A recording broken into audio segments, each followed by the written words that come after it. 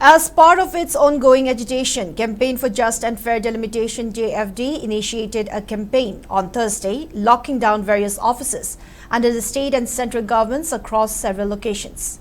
The stir comes amid growing public discontent over the government's failure to provide positive response to the demand that no census operations be conducted in the state until NRC is updated.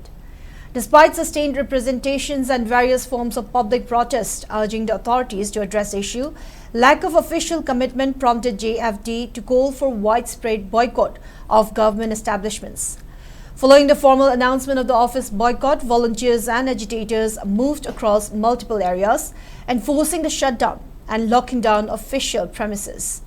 However, essential public services were exempted from the purview of the agitation to prevent disruption to basic necessities.